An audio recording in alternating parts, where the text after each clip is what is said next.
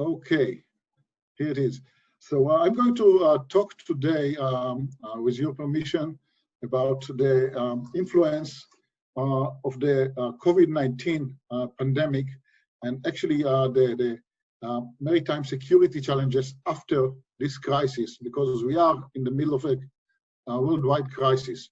The next slide, please. I will start with introducing ourselves shortly. Israel Shipyards is based in Haifa, in the north part of Israel. We are engaged in design, development, and construction of naval and commercial vessels, with a special focus on naval and law enforcement vessels, because this is our forte for the last 60 years. We are also offering services of repair and maintenance for naval and commercial vessels. And one more, please. And we are also, one more click, please. And we also developed and engaged in implementation of turnkey projects for coastal and littoral protection. The next slide, please.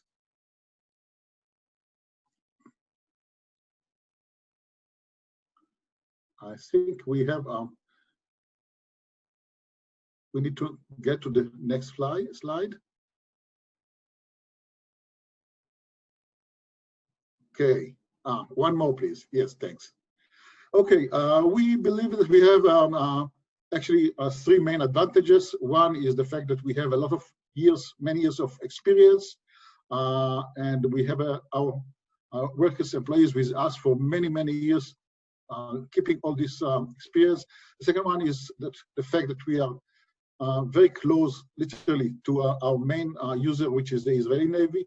We are getting feedbacks from them, and we are using them for the benefit of our customers. And the last one more click, please. The last one is the fact that we are close to all Israeli defense companies, so we are able to offer our customers a turnkey project, a full solution, basically a full package, meaning that they don't need to approach us for the hull, someone else for the radar, another one for the navigation system, etc., etc. Everything is in one-stop shop. The next slide, please. This is the last one of introduction of ourselves. The next slide, please. I have to tell you the presentation is quite heavy, and sometimes it takes a while until it's working. So that's why we have some delays while changing the slides, but I do believe that it will work shortly. Here, yeah, here it is. So basically, our customers around the world, we are engaging with customers in Central America, Latin America, Africa, Europe, Far East, and of course the Israeli Navy. We have offered we have delivered already for the security field and the law enforcement field more than 74 vessels, and 3 additionals are in construction, under construction nowadays. So this is about us, and I'll be more than happy to get in touch with each one of you whenever you have any question further. The next slide, please. Let's get to our topic today. Topic today is the COVID-19. So we all understand that it's a worldwide problem. Let's think about the Caribbean specifically. One more, please. So these are the figures from a week ago, and you can see that if we are talking about the pandemic size, it's all over the places. Some countries are hit far away more than any other country. Some are lucky, like Barbados, Trinidad, and others. But look at the Dominican Republic, look at Panama, even Honduras, and it's growing in Honduras. I think today it's about 21,000 already in Honduras and others. So everybody was hit. There is no country which is clean as of today. Even New Zealand, they thought that they are clean already. They aren't. 2 visitors came back from Europe, and it's here. It's there again. The next one, please. There are a lot of influences, and the main one is the economical influence. Economical influence is in a few fields. You can see that many countries here probably will fall into economic contraction. In weaker regions, it's a possible recession. I think that we'll see it around the world in many, many places. Even countries that are stronger than others will face the recession. We all know that the oil prices are drastically decreased. So it means that for Trinidad and Tobago or others that rely on these resources, it has got a hard impact of global economy and, of course, for our region in the Caribbean. The employment percentage will decrease sharply, and a lot of people, corporates, seems to be releasing people.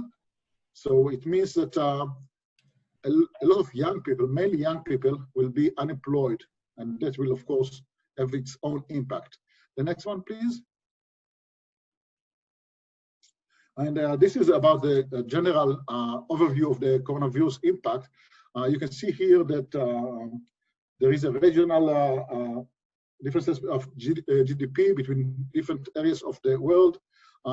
This one shows that for the Caribbean and the region, it's going to decrease this year, 2020, by at least 7%, which is a huge, huge, huge number. I think that the only one which is less suffering from GDP decrease is in Asia, probably China, because they were the first to identify and to trying to fight this COVID-19. So it has a lot of economical impacts, as we said.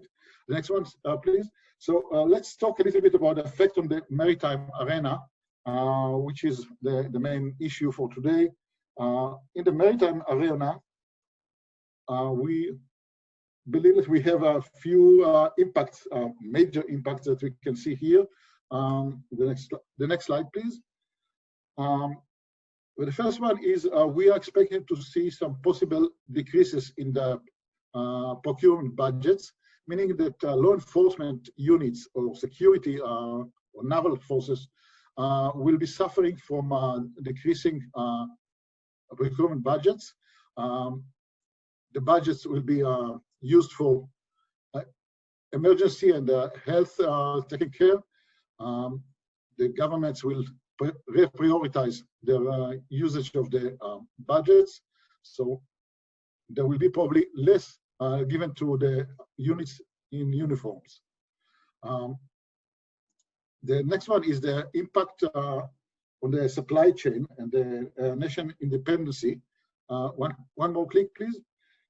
Which means that we are expecting actually strongly affected countries that will be further rely on foreign aid. Some countries that cannot support themselves will need more and more help. The others will be facing some challenges in this respect. One more, please.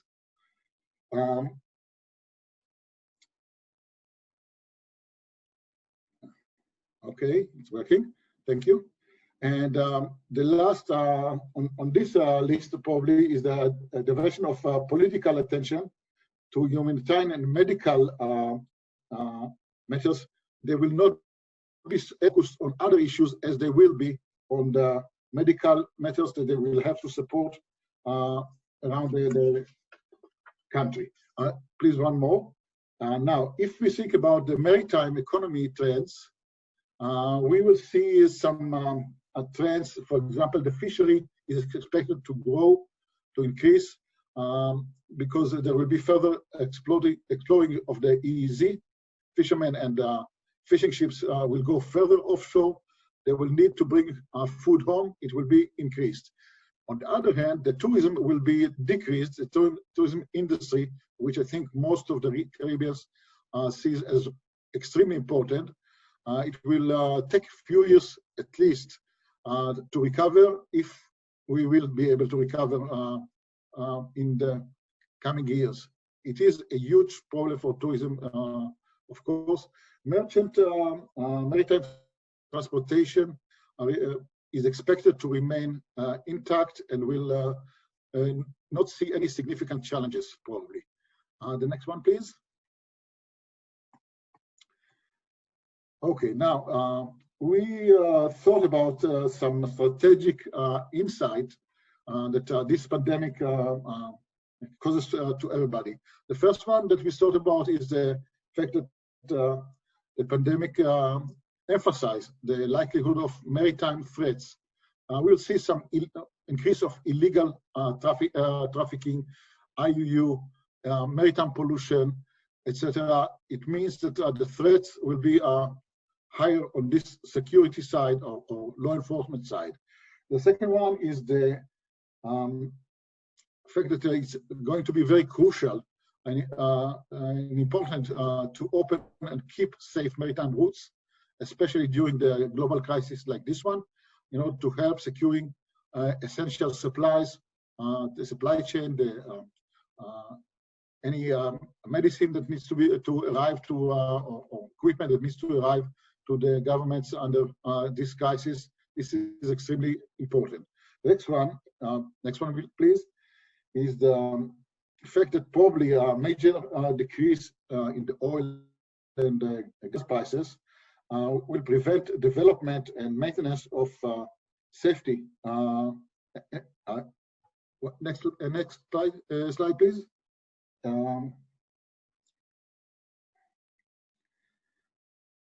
Okay, it's coming up.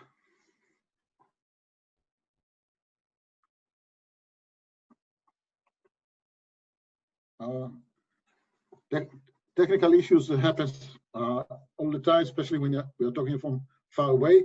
So let's see if it's coming up. Probably it's a heavy one, so that's why. Here it comes. I can see that it's coming. Okay, thank you. As I was saying, we will see a major decrease in oil and gas prices that will prevent development, maintenance, and safety for current efforts. This is one, and the other one is the fact that budgets for operation, for development and R&D in fleets and law enforcement units across the world will be reserved for used for urgent threats on the rise. A lot of things will not be happening as it used to be before, and the importance of nations' natural resources, of course, is going to be even higher, such as fishery, energy, etc.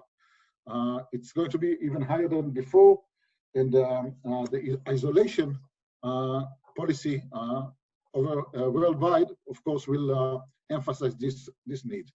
The next slide is talking about analyzing the threats and the effect of the threats, actually, that we are seeing here. So we believe that the threats that we'll see, one more, please, thank you. The threats that we are going to see are actually three main threats. The first one only is the rising of illegal activities, piracy, anything which is illegal and being done at sea will be raised because people will be missing funds. They'll need to get more money in other ways because some of them will be unemployed. Crime will be on the rise, probably. At the same time, we are expecting to see increase of illegal immigration. People from very, very poor places will try to find better place for them, and we'll see them at sea. We saw it in other times in other regions. I suppose that nowadays we are going to see it all over the world from different countries and different regions. The last but not least is probably the maritime terror and narco traffic will be increased. We all know that is a day-to-day challenge to everybody, but under this economical and other threats, we will see the unrest issues, and we will see a lot of acts of resistance, political trends to increase the use of terror in order to influence the new situation. So we expect these three main threats to be very active during these days. The next one, please. What is the effect of these trends and the new challenges for naval forces? So we believe that we will see that dealing with new renewed mission for medical humanitarian missions, military units will now be forced to provide medical aid to civilians and to support the civilians. This will become part of their task, part of their what they have to do. The second one is that military branches today they are not prepared to protect own assets against COVID-19. They will have to be able to protect themselves from COVID-19. And also when, for example, boarding teams and intervention squads will have to protect themselves and the people they are meeting. I've heard recently from another Navy officer in your region a question about the fact that his team or a ship of their forces, naval forces, met illegal immigrants vessel at sea, 30 refugees over there. The vessel was sinking. They had to help them. Of course, this is the maritime law. And then all of a sudden, he had a full crew of his vessel isolated for 2 weeks. And actually, he lost the ability to use them for 2 weeks because of that. So it means that you will have, or crews will have to protect themselves and to be able to identify if the people they meet at sea are okay or not. And of course, a lot of disinfection missions will increasingly be carried out by the Navy units or military units, and that's why they will have, let's say, more civilian type tasks or missions along the time. Now, the next one, please. Now we talk about the necessary steps to increase the maritime security, the necessary solutions. We are looking at it with our long experience of dealing with crisis. So we could offer our own views on this way. We believe that the physical presence at all time at the sea will be needed. It means that you cannot just tie up your vessels in the law enforcement units in the harbor and expect that everything will be okay. You will have to be in the sea next to your coasts. And the next one is the need for inherent system integration. Information will have to be combined from all sources to one central unit that will share the missions or send the forces to different missions.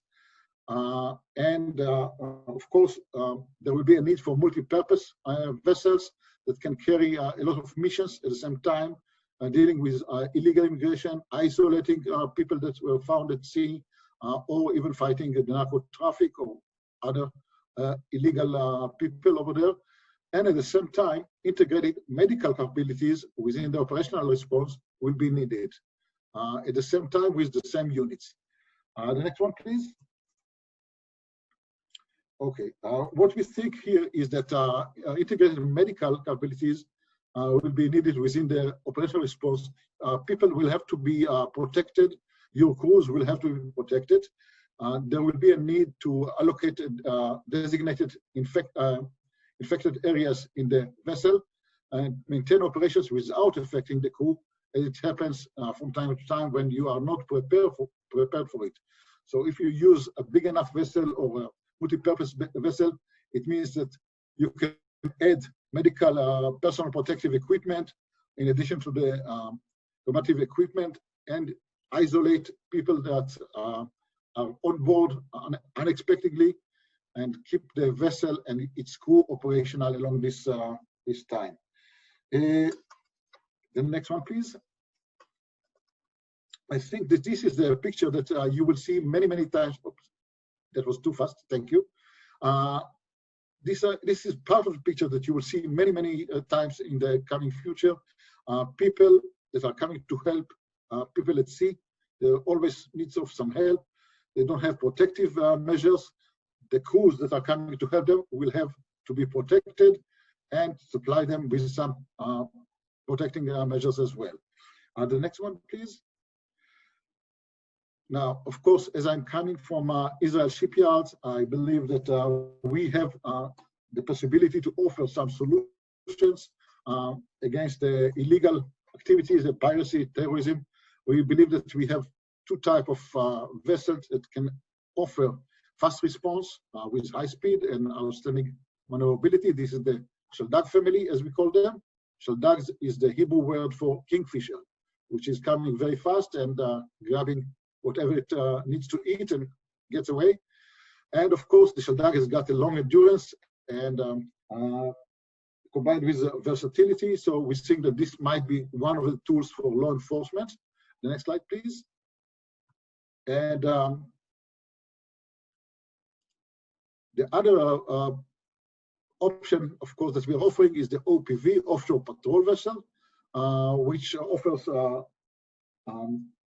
longer endurance and combined with versatility that will enable the efficient enforcement of and monitoring of the law.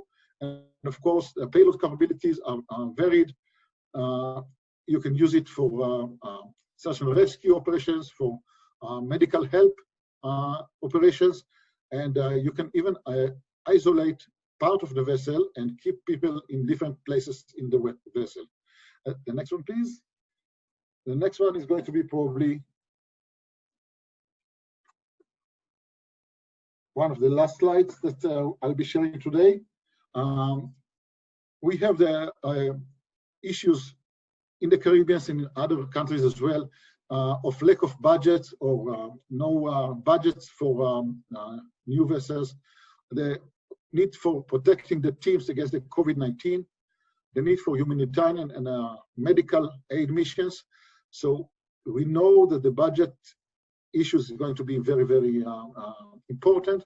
So we are offering a turnkey solution to our partners in different parts of the world, including financial tools such as funds, trade-in options, refit, barter option, because I believe that we are going that way nowadays when everybody is going to miss a lot of budget, and of course long-term support. Medical tools we are offering, of course, as well, in order to be protected against the corona virus, for vessel protection, for crew protection, and for the environment. And of course, the possibility to transfer of technology, including the local production, because many people will be looking for jobs nowadays, and governments probably would like to have a production at their own place, local production, and we are very happy to share that with partners and enable it around the world. So I hope it was not too long, and I thank you for your attention. I'm happy to get any questions, Neil, if we have any.